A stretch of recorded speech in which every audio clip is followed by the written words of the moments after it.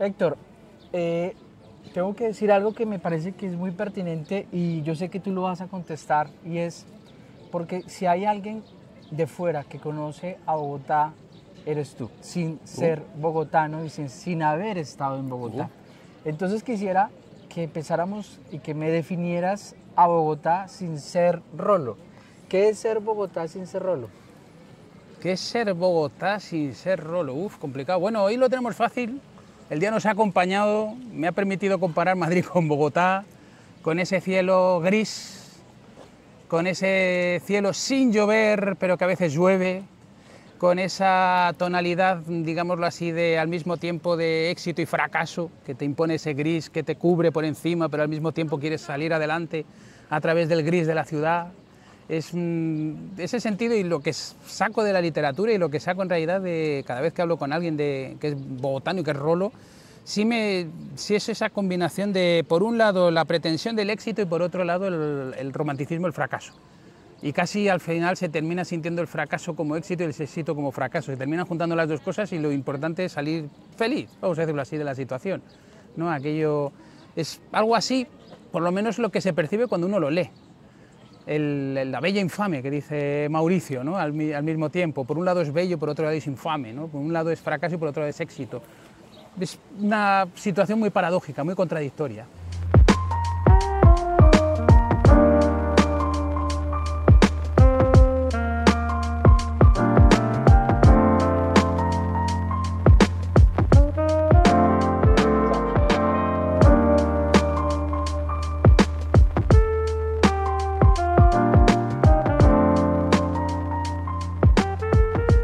Hola a todos, estamos en un nuevo visaje, estamos en un lugar espectacular que no tiene nombre y que ese nombre se lo va a poner Ectícor. Ectícor, ¿dónde estamos?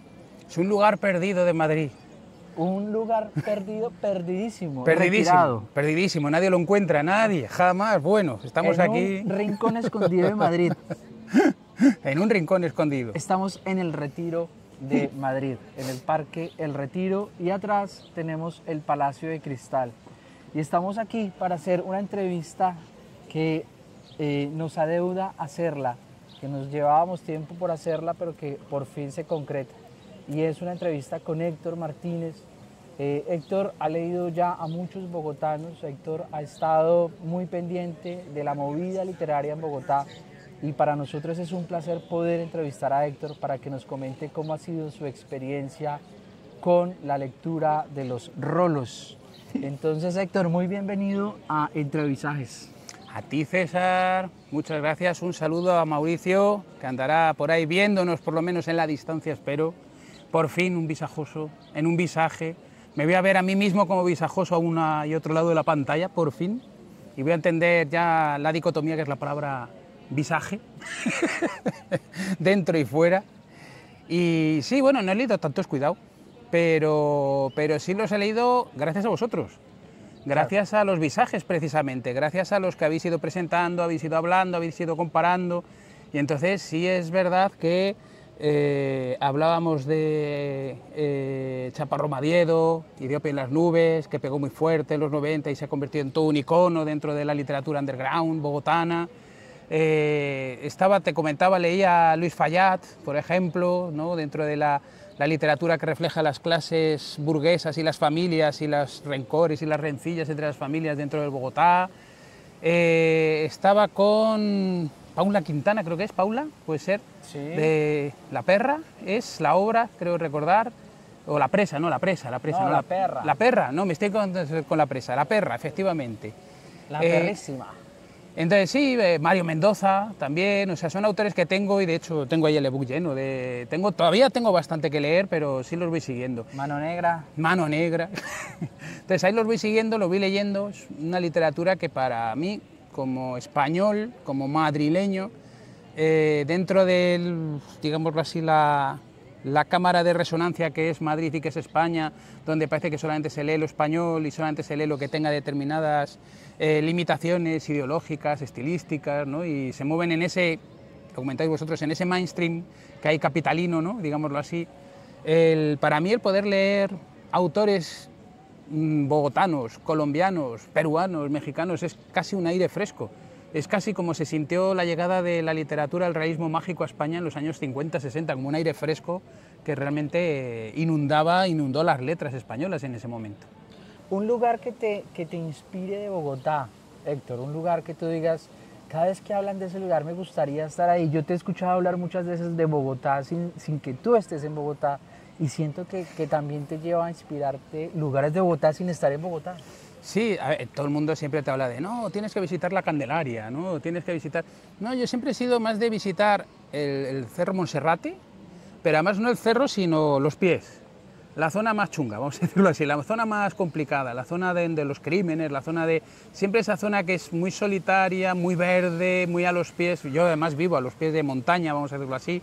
Entonces siempre ha sido una zona que me ha llamado mucho la atención, siempre la he percibido como bastante... El monstruo de Monserrate. Sí, justo, siempre...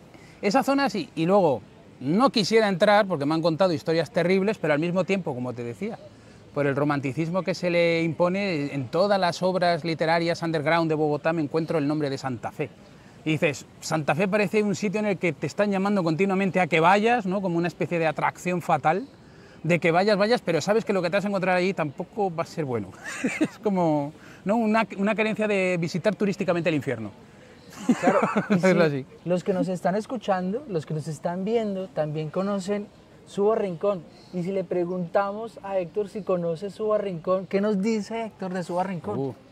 He oído historias muy oscuras de Subo Rincón. He oído historias que no creerías, ¿no? No, sin embargo, realmente por digámoslo así, lo que he podido ver a través de las redes, que gracias a Dios nos comunican con todo el mundo, tampoco es tan grave. O sea, yo creo que incluso muchas veces se exagera, digámoslo así, no se lleva a ese nivel de violencia como ocurre aquí, por ejemplo, en Madrid. Te dicen, Vallecas sí, es un sitio peligrosísimo. Tú entras en Vallecas y no te pasa nada realmente. O sea, te puede pasar, ese es el problema, que te puede pasar, pero no te pasa realmente, ¿no? Entonces, siempre oyes casos así, o cuando se oye hablar, por ejemplo, de Patio Bonito, ¿no? Cuando habla Mauricio de Patio Bonito y demás, y que ha crecido allí y cuenta historias y tal, y yo realmente pongo en un buscador Patio Bonito y las noticias que salen son dantescas, o sea, es como decir, pero Dios mío, ¿dónde ha crecido este hombre, no? Realmente, y luego, no, dices, bueno, estos son las noticias, pero hay muchos días entre medias en los que no ha pasado nada, en los que la gente vive, la gente desarrolla su vida. Entonces, el Rincón de Suba yo creo que le pasa algo muy parecido, y en el rincón escondido que aquí me escribía mi camarada, ¿no? Lo reflejabas en esa idea de, bueno, es un día a día, hay que vivirlo, realmente no es tan grave cuando lo conoces y no te dejas llevar por esa áurea que, digámoslo así, se extiende hacia afuera, ¿no? de terror y de historia de película de miedo, ¿no? No parece. Sí, yo lo decía porque Héctor, digamos que además de ser un gran lector, es un gran escritor y tiene muchos puntos de inspiración. Entonces, para ir presentando al personaje, en este caso a Héctor, además de ser un gran lector, es un gran escritor, y sus puntos de inspiración no son solamente los lugares de Madrid, sino que los puntos de inspiración son múltiples y multifacéticos, digámoslo así. Entonces, hablemos un poco de ese oficio del escritor de Héctor. ¿Cómo es tu oficio? ¿Qué has publicado? ¿Qué novelas tienes? Para que los que estén allá, porque ellos, los que están allá, que ya te han visto, que ya te les has reseñado libros a ellos, también es bueno que conozcan al Héctor que está aquí y que escribe. Entonces hablemos un poco del oficio del escritor y en concreto de Héctor. ¿Cómo es ese oficio? ¿Qué escribes? Bueno, ¿qué escribo? Yo empecé en la poesía y sigo en la poesía, nunca la he abandonado. Empecé en la poesía, esto siempre lo he contado como anécdota, para pasar el rato en las clases, para no atender, literalmente. Y claro, como cuando había amigos míos que se dedicaban a dibujar, otros que se dedicaban a hacer, yo qué sé, papiroflexia, pero eso se ve, el profesor que está dando clase, somos profesores, vemos quién está perdiendo el tiempo.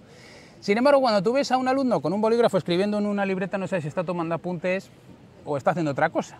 Entonces ahí es donde yo empecé con la poesía, digámoslo así. Podía perder el tiempo en clase, no atender, e ir imitando pues, a los clásicos que ibas estudiando y demás. Entonces ahí empecé la poesía.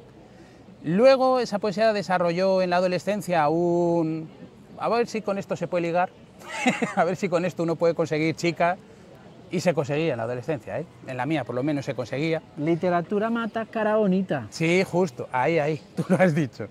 Pero bueno, luego ya eso es la adolescencia, eso es el desarrollo, pero bueno, luego ya sí, luego ya vas creando una voz propia, vas creando una poesía y demás.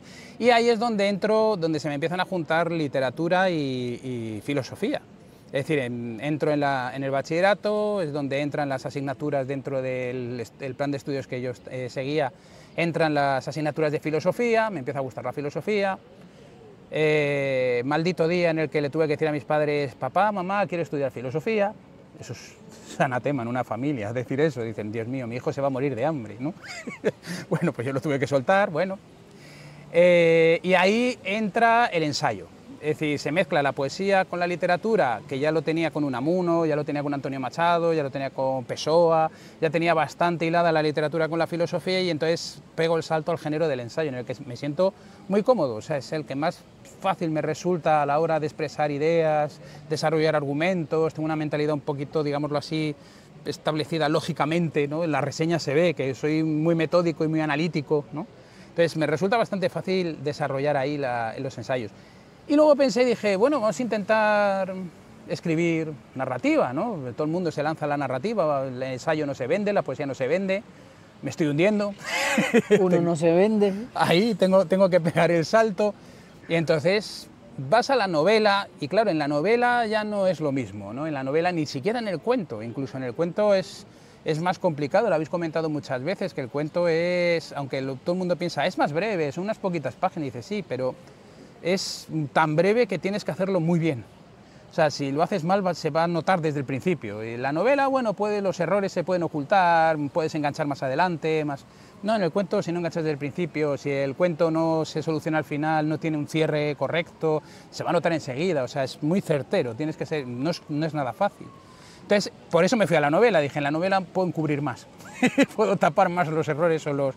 Y entonces ahí empecé con una novela en la que mezclaba poesía con narrativa, que era la que se llamó, la primera que escribí, que es Mija y Verónica, que es una novela en la que, digámoslo así, utilizando el tema del Dante que baja a los infiernos, ¿no? Pues, el típico tema del poeta que baja a los infiernos a rescatar a la amada, ¿no? El Orfeo que baja, ¿no? Ese tipo de tema literario.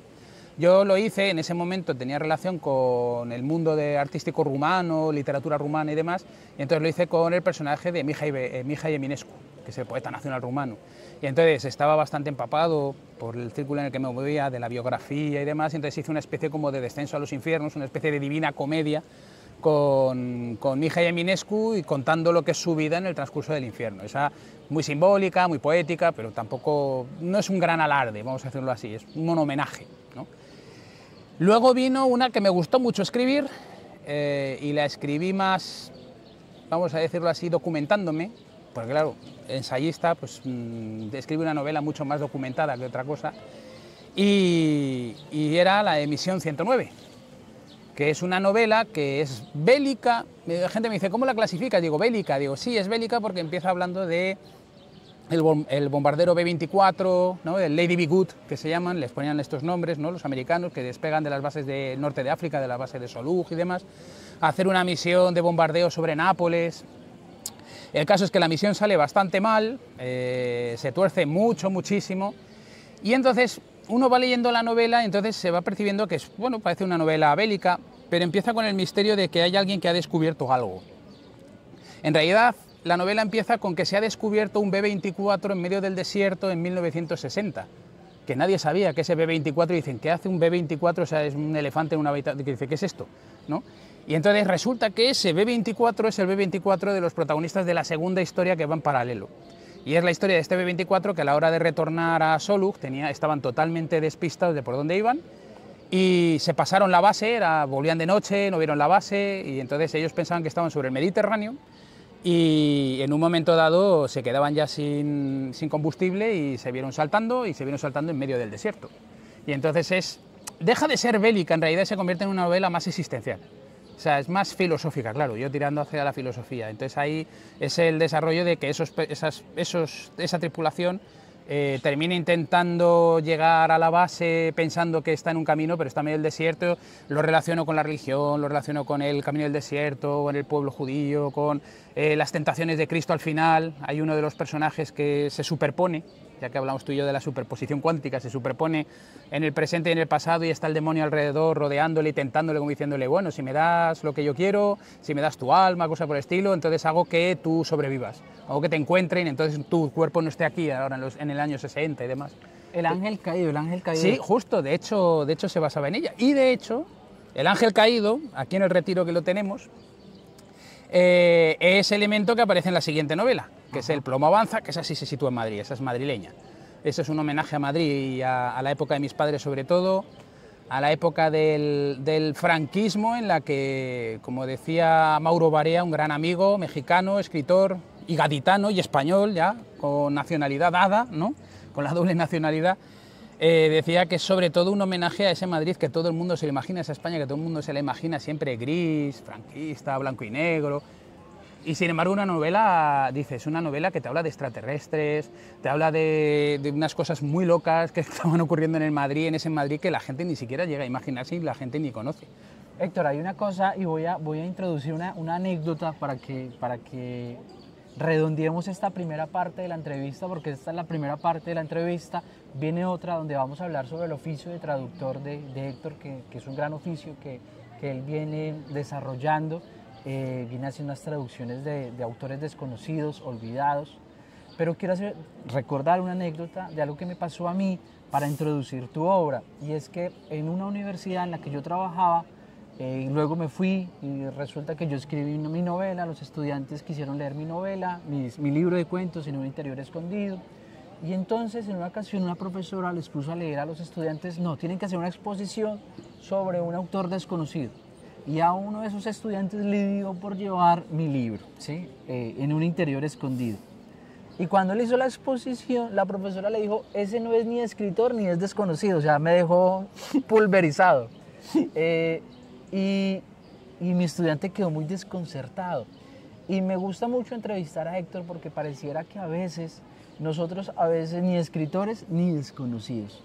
Pero entre visajes es eso, el visaje que estamos aquí nosotros metiéndole la ficha, el visaje es poder visibilizar a estos escritores que pareciera que son allá los excluidos. Usted allá porque no más, no puede pasar a la sala de los grandes escritores que están ahora ofreciendo leche, ¿no? Por ahí hay una escritora aquí en España que ahora ofrece leche. Creo que se ganó un premio. ¿Cuál fue? Sí, bueno, es muy discutible. Sonsoles Onega.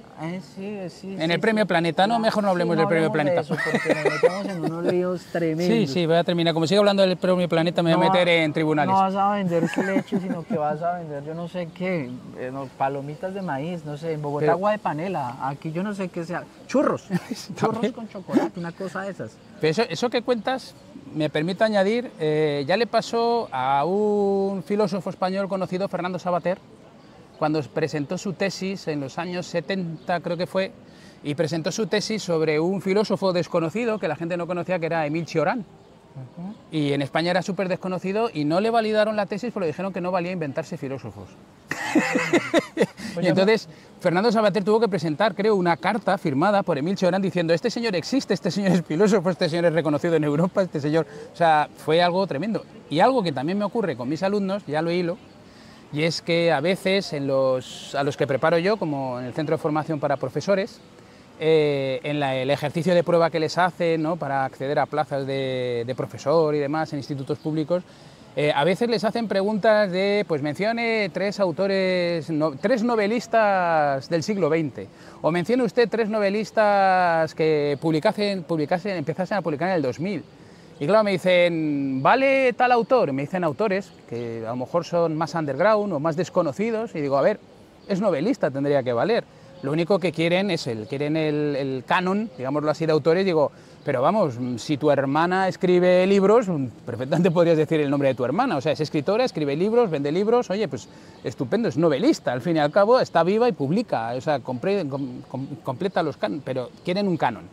Te dicen los literatos de tal canon, como tú dices, estos no me valen, me vale el canon, me vale el mainstream. Los que ofrecen leche. Eso es, los que ofrecen la leche, el que tiene el premio, el que tiene el reconocimiento, el que no el underground. Entonces ese tipo de preguntas siempre se quedan, y es verdad, a mí se me quedan muy cerradas, muy como diciendo, pero esta persona también escribe novelas, y ya ha presentado un libro este año y ha vendido no sé cuántas copias, pero sin embargo no ha ganado premio y no puede mencionarlo en esta respuesta, no sería válido porque usted no lo conoce.